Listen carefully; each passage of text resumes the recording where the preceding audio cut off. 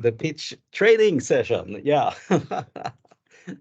So today we will talk about the art of pitching together with one of the best in the league. Malcolm will introduce himself to you at 9:15 when we start. But he has met so many startups and worked with so many pitches. You can probably say he's a superhero pitch trainer. Yeah, he is.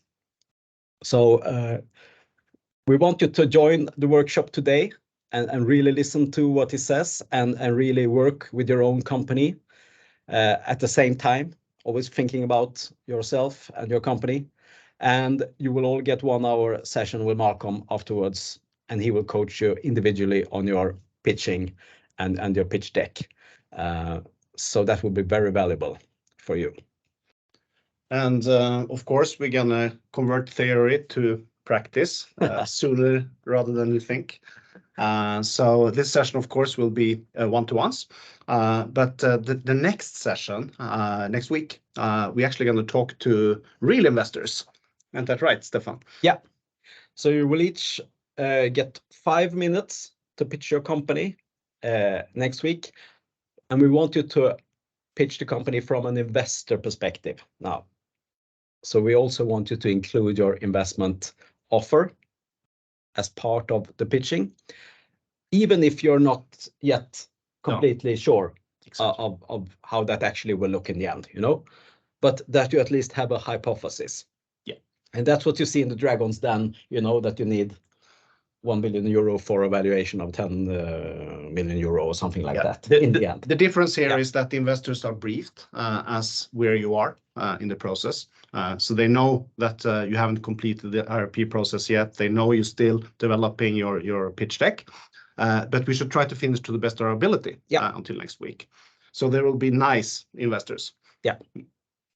So you will all have the opportunity. They will give some feedback and perhaps some questions, but it won't be a long discussion about every program, but just the quick feedback.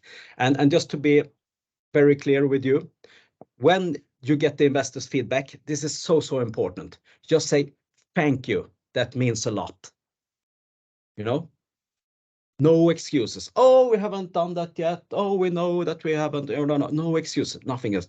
Wow, thank you. I really appreciate that. Don't say you misunderstood. You didn't get this. Exactly. Say thank you. Thank you. Just And when the meeting is over, you can also just that's such an idiot, Up to switch off. Up to switch off. So important. We see this all the time. But you don't understand. We just want to clarify that. And then you talk too much. Yeah, you put yourself in the corner very fast. Yeah. Very fast. So important. But if here's the second part. If they actually have a question, how big is the market or whatever question, just give a quick short. It's 10 billion worldwide or whatever, quick short answer so that you have time for the next question.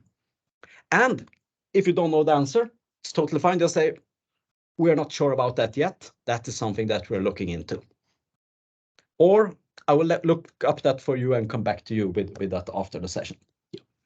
If you will do it that. So that's pretty much next week. Yep. And then of course we'll have a few pitch events, which is further down the line this autumn. Of course, we have our own demo day, which is the last day in the cohort, 6th of December. We're all going to go up and pitch, but it's a couple of smaller events as well before that. Yeah. Right. And already you've had the opportunity to apply to the A-Match event, and actually 3 of our companies actually got accepted, and 2 of them will join the actual event in Karlstad. So we're really looking forward to that. That's really cool. And we also have the New Nordics Demo Day, the New Nordics Health Tech Demo Day. This is a long name, where a few of you applied as well to that opportunity, and 5 of our companies will actually join the 10 other companies to pitch at this digital event for investors from the whole Nordics and the Baltics. And the interesting part there is that we have investors from Finland and the Baltics with us. So it's a bit different investor profile than all the other events. So I think that can be a very good one. And we will also do a little smaller physical event in Värmland. For those who would like to join that event, you're free to come here, but it will be a physical event together with some other startups local here in Värmland as well. So we call that Twist, and it's a reverse pitching event where the investors pitch to the startups, and then we set up a speed dating sessions so every investor can meet every startup. So we highly recommend you to come here if you can. Yeah. Do you have the date for that already, Stefan? Not yet. Okay. We will come up with that in a couple of weeks. Yeah. And lastly, would like to say it's very good to have, you know, this 3 minute, 5 minutes, 10 minutes, 8 minutes, 15 minutes pitch is prepared. And when you see pitching opportunities, please apply to them, because now after the corona, all these events are digital. Yeah. So you can actually pitch at a lot of events. So please look for these opportunities. We will look for them and we will send out emails like we've done so far here as well. But it's up to you to apply to them, of course, if you think that it's something for you. So we will continue to do that. And if you see things that you think that this could be valuable for the other companies, please send it to us and we will distribute it to all the companies. So all of us can apply actually. Yeah. Yeah. Mm-hmm. So shall we go round? Yeah, a quick That's round. the magic question. Yeah. So here, just a few sentences from each of you that are here right now. So how do you feel about pitching for investors? And if you have any specific challenge regarding that, just tell us now. So should we start with Tushke? Yes, I have pitched to many investors so far, even the VCs and the committee or just one person.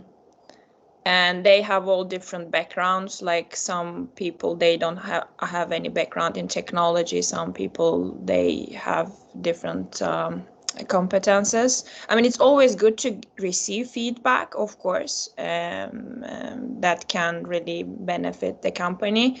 But I still feel, and this is very personal, that I don't feel very comfortable when it's too constructive. I take it as a criticism, and that is something I'm still working on it. So that's why I'm picky to join, and I don't want to join any pitch. I'm picky to see if these people are really relevant to my company. Otherwise, it's just waste of my time. So yeah, so that's my feeling. I think I want to pitch to the right person, not everyone, because then it's waste of my time and my energy, and it's the same for them as well. That's my experience so far, because from the beginning I pitched everyone just to get some feedback, but now I'm picky. I don't want to do that anymore. Yeah, and I think that's a very good point. And that's something we see very often, that you go out with a shotgun approach and you talk to every single investor that you can find. Obviously, you don't have time for that, and you will miss most of the time. So to try to go with the laser and pinpoint who you want, it's definitely the way to go. However, not very easy. It's very hard to know how you're going to do this. Yeah. And we have a couple of tools for that, so we'll get back to that in the accelerator program. Yeah. I'm going to move on to Switzerland, to Roland. I've been working with Roland now for a little bit on the investor readiness process. So I know what you've been through lately. Do you want to share with us your experience with the VC world? I know that you came to a term sheet and you choose to wait, which is very uncommon actually these days, because to land a VC is very hard. Yeah. We did a bit of shotgun last year. We realized that our story wasn't as precise as it should be. In fact, we haven't changed much in 2 years in our product, in our service, in our software system, but the way we portray it, the way we explain it, the way we start a pitch, and so what a journey we have been through, and we've made progress. Let's see how the Nordic investors respond to it, but it's a journey. It's a fabulous learning process, and one thing is we are much shorter now, and I think we're much clearer actually. Yeah, it's a journey, and we'll see. Thank you. Thank you. Yeah. So should we go to Enis and Binex? Yeah, sure. Actually, the Sarp, who is my co-CEO, is the one who does all the pitching and the applying and the fundraising. But from my experience, the location of the VC depends on their changes their approach much more than you can imagine. I mean, especially in Turkey versus Europe. I guess Europe and US can be a little bit similar, but still in Europe, I would say they're a little bit more chill compared to the US. US is highly, much more aggressive. Yeah, I mean, there's a lot, but I don't know what to share. No, of course. I can add something maybe. Yeah. Yeah, sure.